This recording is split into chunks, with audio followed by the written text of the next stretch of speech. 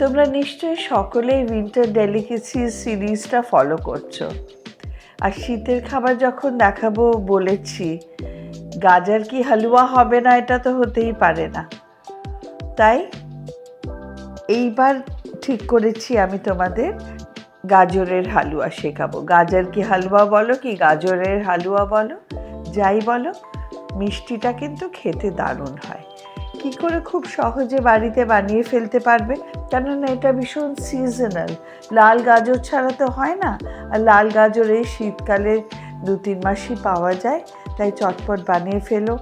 আর পুরো রেসিপিটা শিখতে হলে তোমাকে দেখতে হবে রেলিশ উইথ উপমা, মানে পুরোটা।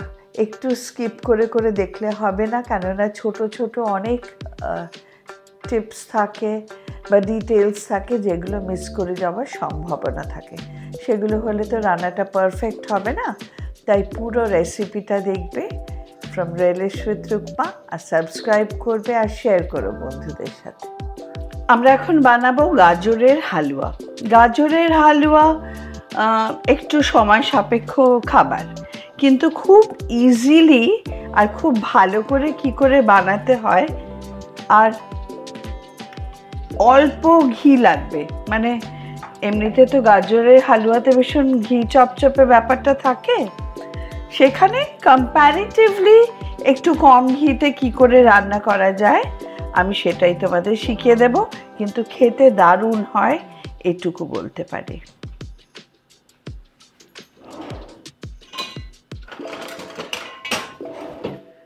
আচ্ছা, এইখানে আছে ধরো 1 কিলো 250 মতো গাজর গ্রেট করা। লাল গাজর নেবে, অরেঞ্জ গাজরগুলো নয়। একটু মোটা দেখে নেবে, খোসাটা ছাড়িয়ে খুব ভালো করে ধুয়ে নেবে। ধুয়ে জল ছাড়িয়ে তারপরে গ্রেট করবে, তাহলে এরকম শুকনো শুকনো হবে। আচ্ছা, আমি অল্প ঘি দিলাম। অল্প ঘি দিয়ে এবার আমি একটুখানি গোটা 6 ছোট এলাচ থেতো করে রেখেছি ভালো করে, ওটা দিয়ে দিলাম।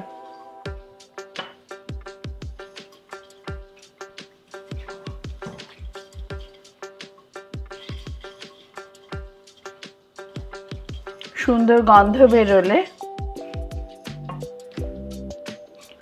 এবার দেব গাজর।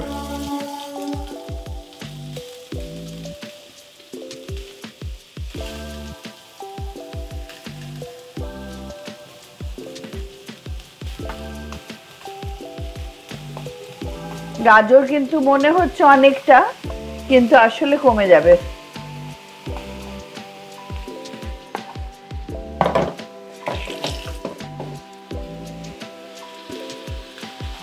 এই গাজরটাকে একটু ওই ঘিয়ের মধ্যে জাস্ট স্লাইটলি একটু নাড়াচাড়া করে নিতে হবে। দেখো নাড়তে নাড়তে, হাই ফ্লেমেই আছে কিন্তু, হ্যাঁ, গাজরের কাঁচা ব্যাপারটা একটু কেটে গেছে। একটু ঘি দিয়েছিলাম অল্প, অ্যাবাউট 2 টেবিল স্পুন, আর এই যে গাজরটার কাঁচা ব্যাপারটা কেটে গেছে। এবার কি করব দেখো, স্টেপ বাই স্টেপ। এখানে 1/2 লিটার দুধ ফুটিয়ে একটু ঘন করা আছে, দিয়ে দিচ্ছি 1/2 লিটার দুধ।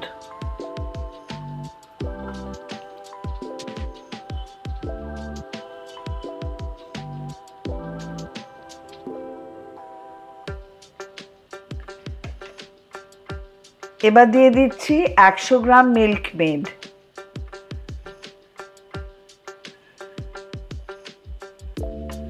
একটু গাজরটা দিয়েও মিল্ক মেডটাকে বার করে নেবে, তাহলে একটু ওয়েস্ট হবে না।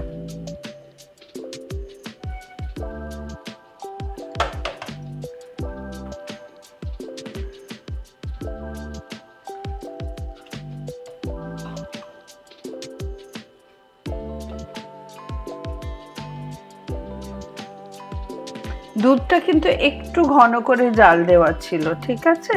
আর ফুল ক্রিম মিল্ক নেবে, স্কিমড মিল্ক নয় একদম।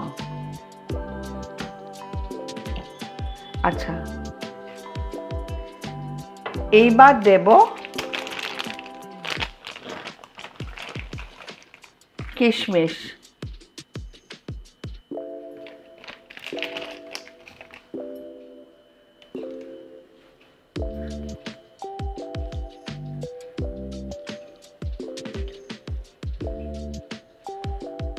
দিয়ে সব ভালো করে মিশে গেছে।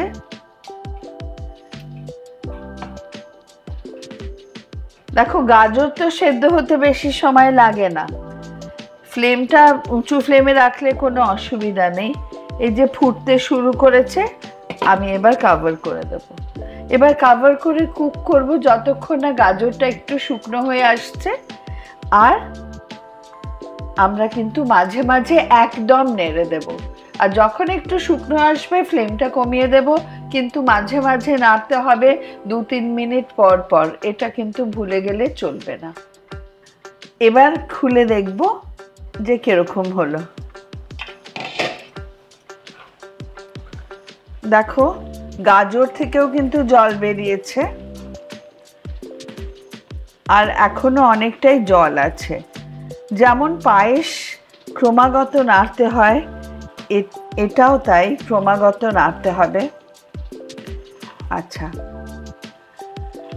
অধৈর্য হলে চলবে না, কেননা বছরে একবার গাজরের হালুয়া, এই সময়টা, এই সিজনে লোক যদি ডাকো আর এই ডেজার্টটা যদি করো, দারুণ ব্যাপার।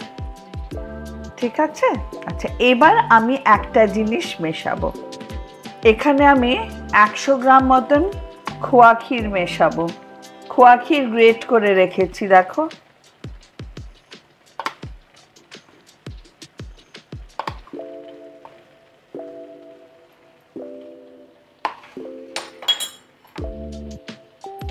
খোয়া ক্ষীর যদি একটু কিনে রাখো বাড়িতে, অনেক কাজে লাগে।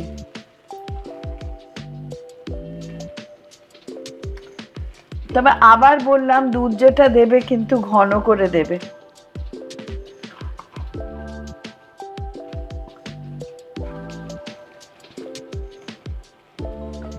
আর ফুল ক্রিম মিল্ক কিনবে।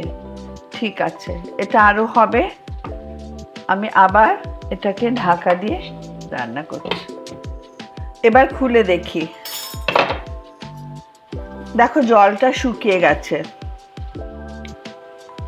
এবার মনে করে দেখো, আমি কিন্তু চিনি দিইনি, কনডেন্স মিল্ক দিয়েছিলাম। কনডেন্স মিল্কে হালকা মিষ্টি হয়, কিন্তু চিনি দিইনি আমি। এবার চিনি দেব। এবার চিনিটা যে যেমন খাও তেমন দেবে, প্রয়োজন মতন। আমার মনে হয় এখানে লাগবে, যেহেতু কনডেন্স মিল্ক দেওয়া আছে, অ্যাবাউট 3/4 কাপ চিনি। চিনিটা সব সময় এই পাক খাবার সময় দিতে হয়, তাহলে বেশ একটা সুন্দর রং হয়।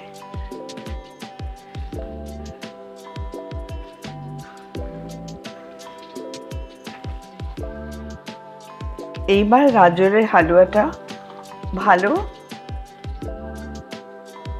মানে এবার ভাজা ভাজা হবে গাজরটা। এই সময় আরো ঘি দেব।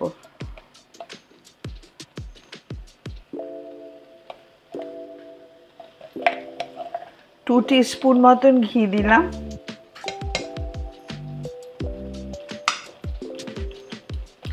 আরো দেব লাস্টে, যখন একদম শুকিয়ে শুকিয়ে আসবে।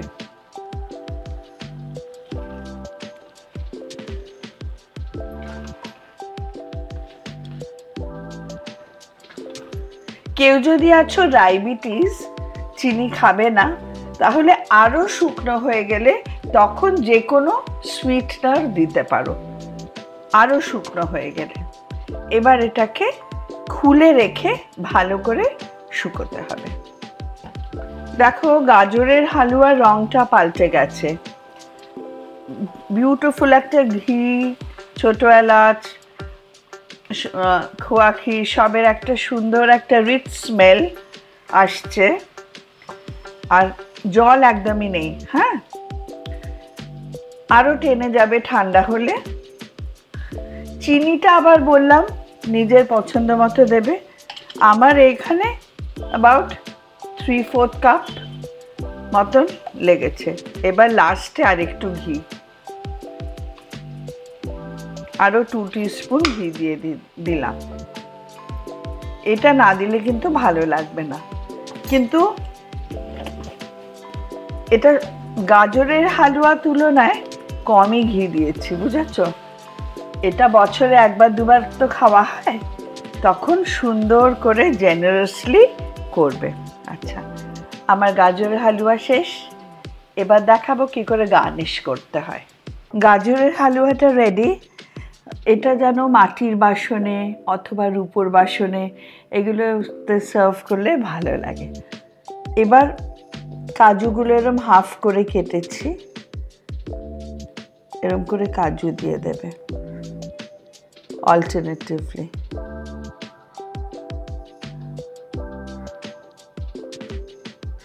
গার্নিশ না করলে কোনো জিনিস কিন্তু ভালো লাগে না, সেই কথাটা মাথায় রাখতে হবে। যেমন তেমন করে কিন্তু খাবার পরিবেশন করা যায় না, যত্নবান হতে হয়। ঠিক যেমন শেখাচ্ছি ঠিক তেমন করে করবে।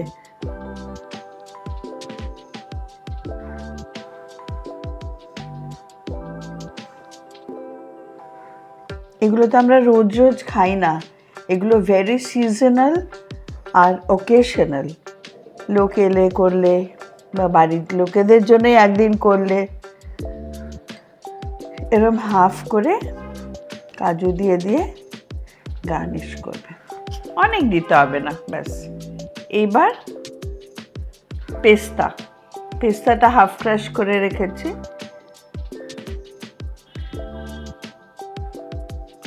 পেস্তাটা ছড়িয়ে ছড়িয়ে দিয়ে দেব।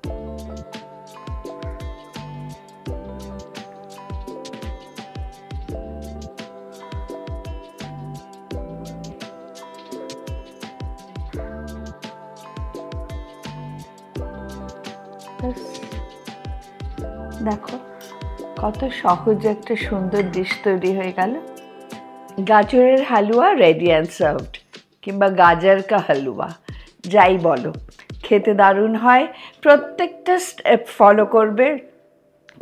রেলিশ উইথ রুকমাটা দেখবে, স্কিপ করে নয়, একেবারে continuously to find and be successful with this final product. Final প্রোডাক্টটা এমনি হওয়ার জন্য দেখতে হবে রেলিশ উইথ রুকমা। বন্ধুদের সাথে ভাগ করে নিও, কমেন্টে লিখো কেমন লাগলো না জানলে আমার ভালো লাগে না। চলো এই পর্যন্তই আজকে থাক।